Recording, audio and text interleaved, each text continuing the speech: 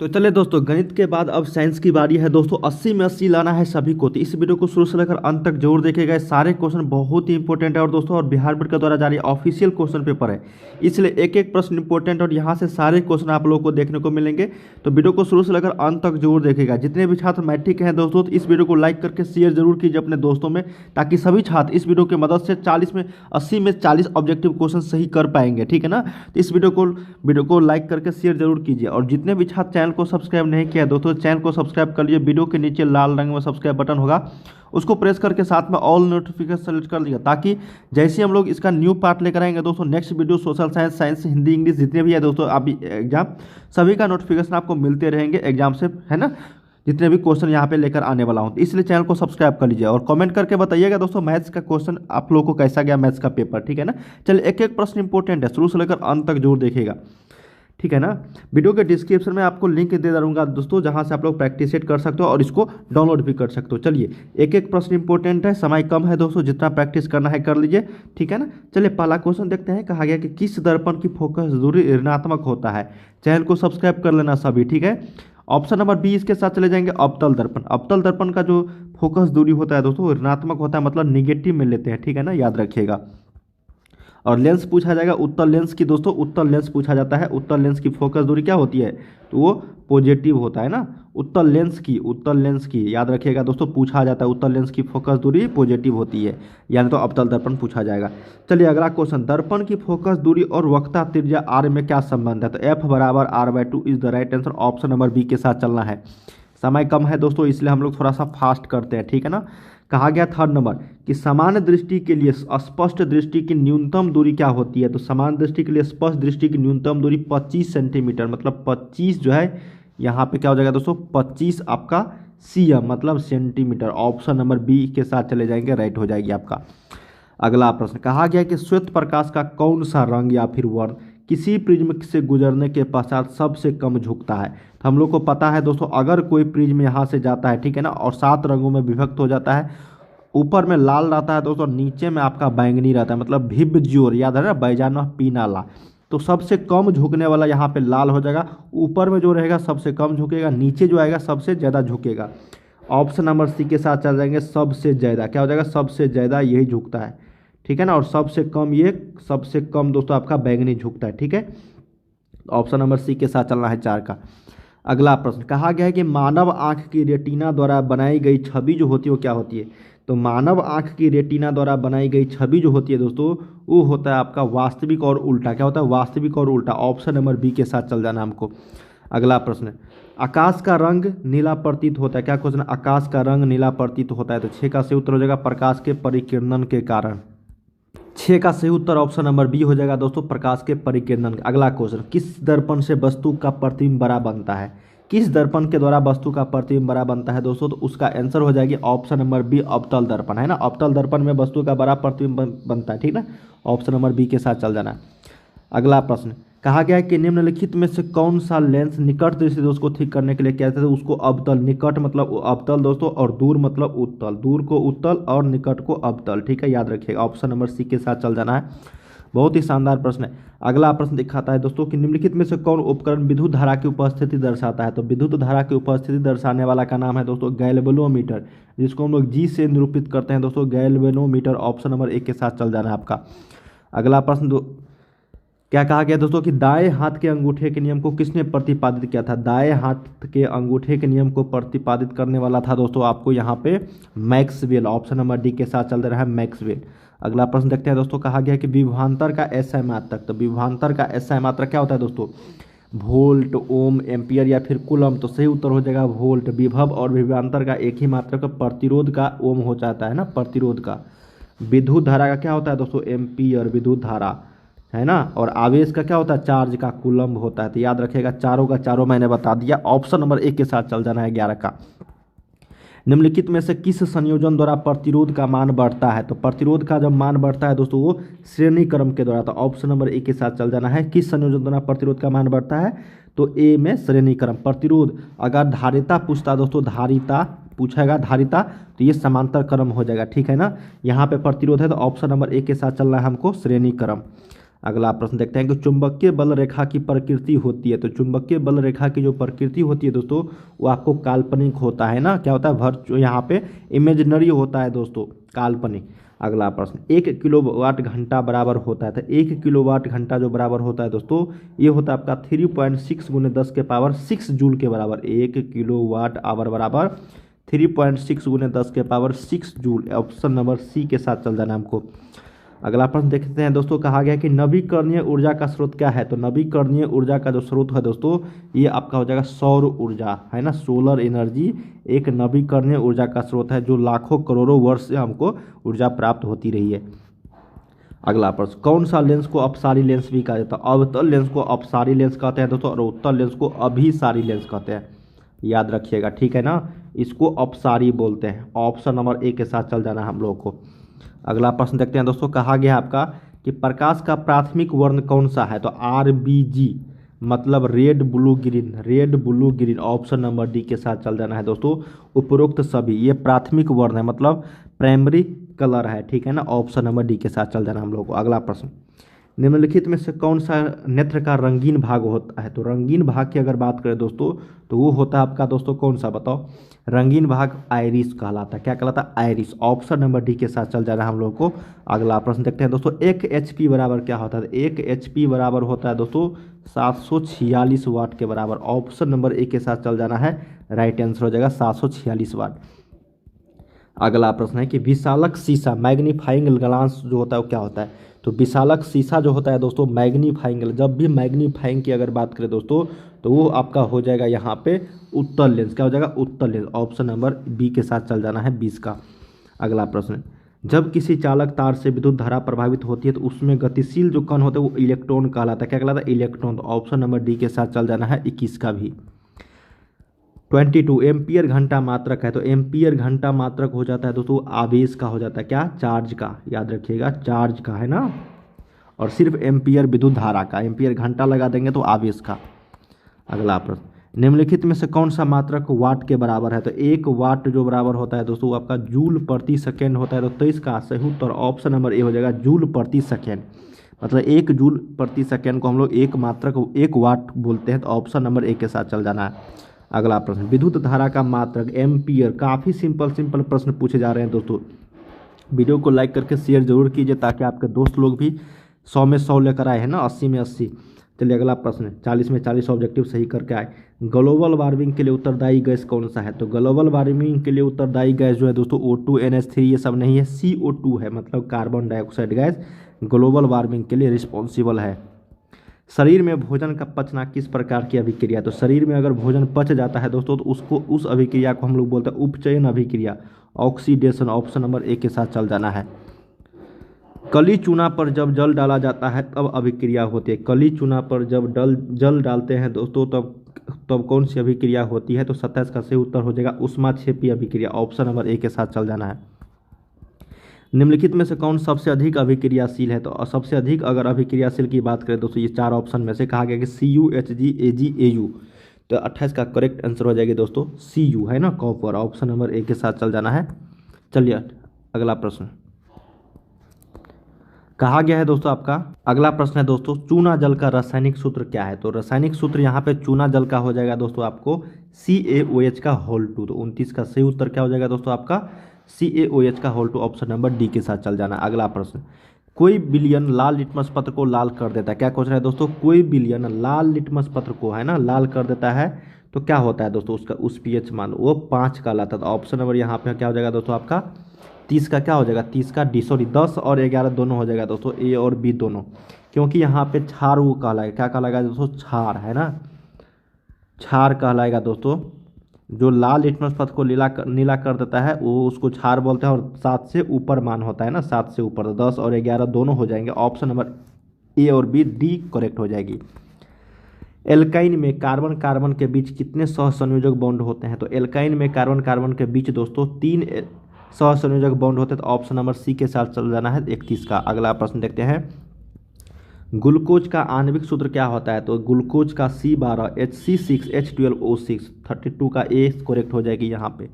चलिए अगला प्रश्न देखते हैं दोस्तों, कहा गया आपका उच्च वसीय अम्लों के सोडियम लवण कहलाते हैं। तो उच्च वसीय अम्लों के सोडियम लवण जो कहलाते हैं दोस्तों, तो 33 का सही उत्तर ऑप्शन नंबर ए हो जाएगा साबुन।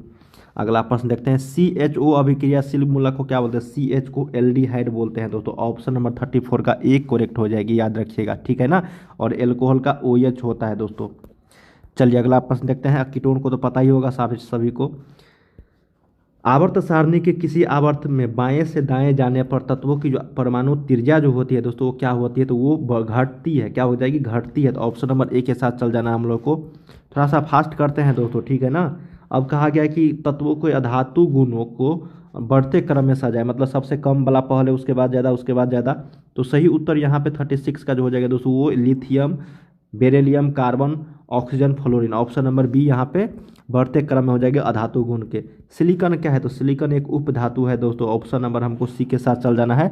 सिलिकॉन क्या है? एक उप धातु है। कहा गया कि निम्नलिखित में से कौन विद्युत धनात्मक तत्व है? तो विद्युत धनात्मक तत्व की अगर बात करें दोस्तों, तो ये आपका सोडियम हो जाएगी, जो मोस्ट यहाँ पे रिएक्टिव एलिमेंट होते हैं। अगला क्वेश्चन, टिहरी बांध का निर्माण किस प्रदेश में किया गया? तो टिहरी बांध का निर्माण दोस्तों ये उत्तराखंड में किया गया है। बहुत ही शानदार प्रश्न है दोस्तों, याद रखिएगा।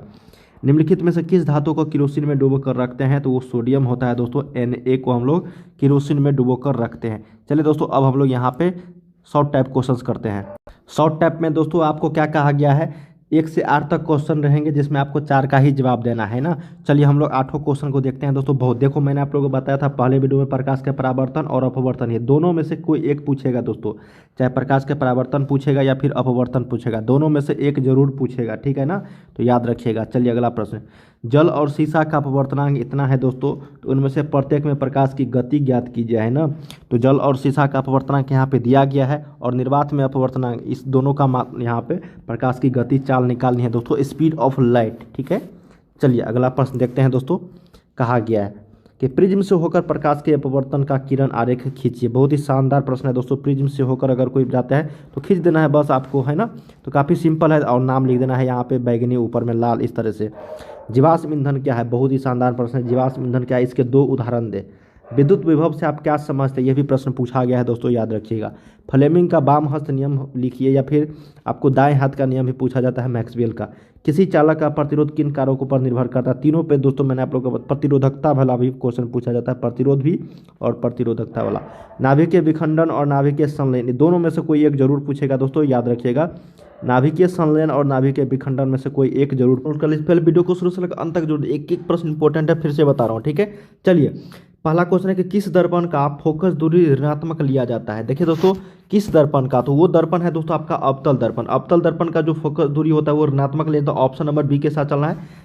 चलिए अगला प्रश्न देखते हैं हम लोग। कहा गया कि लेंस की फोकस दूरी और वक्रता त्रिज्या में क्या संबंध है? तो लेंस की फोकस दूरी और वक्रता त्रिज्या में संबंध है f बराबर r/2 या फिर r बराबर 2f। क्या होता है? r बराबर 2f या फिर f बराबर दोस्तों r/2, जो आपको ऑप्शन नंबर बी में है। चलिए अगला प्रश्न देखते हैं।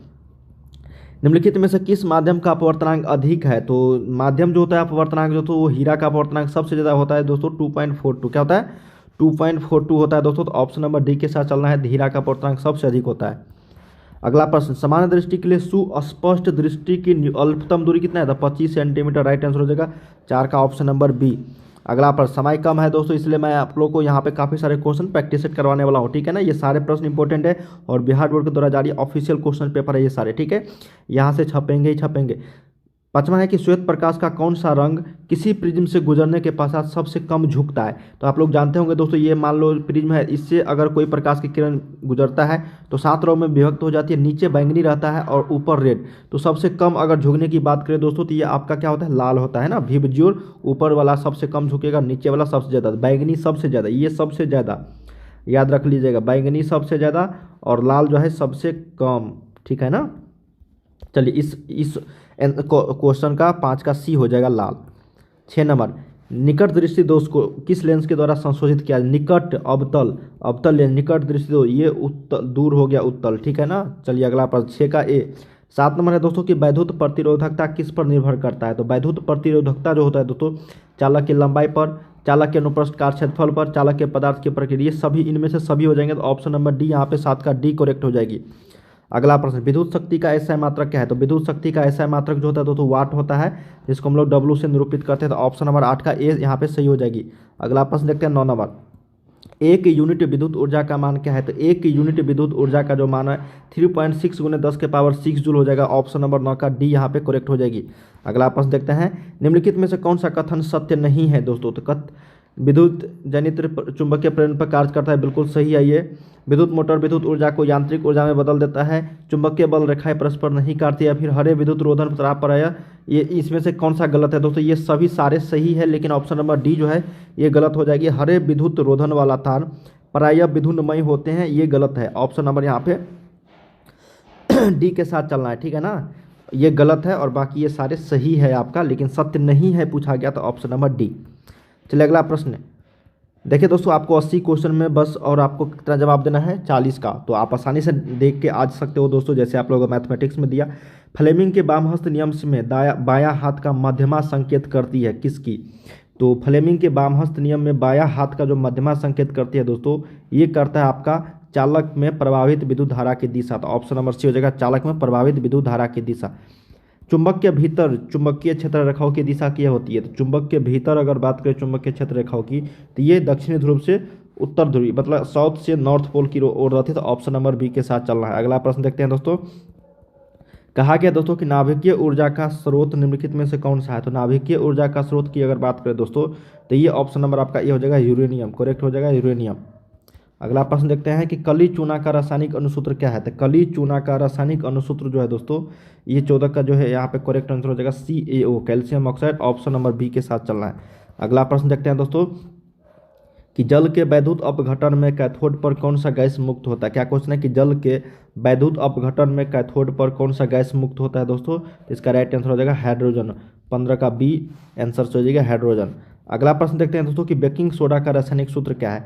तो बेकिंग सोडा का रासायनिक सूत्र होता है NaHCO3। क्या हो जाएगा यहाँ पे 16 का correct answer NaHCO3, baking soda है ना। ऑप्शन नंबर यहाँ पे ए सही हो जाएगी। और एक होता है सोडियम कार्बोनेट दोस्तों, Na2CO3 × 10H2O, ये होता है सोडियम कार्बोनेट, ठीक है ना। ऑप्शन नंबर ए के साथ चलना है। चलिए अगला प्रश्न देखते हैं 17 नंबर। कहा गया है कि कौन सा पदार्थ नीले लिटमस पत्र को लाल कर देता है? तो नीले लिटमस पत्र को अगर लाल की बात करें दोस्तों, तो ये अम्ल होता है। तो ऑप्शन नंबर 17 का ए यहाँ पे सही हो जाएगी।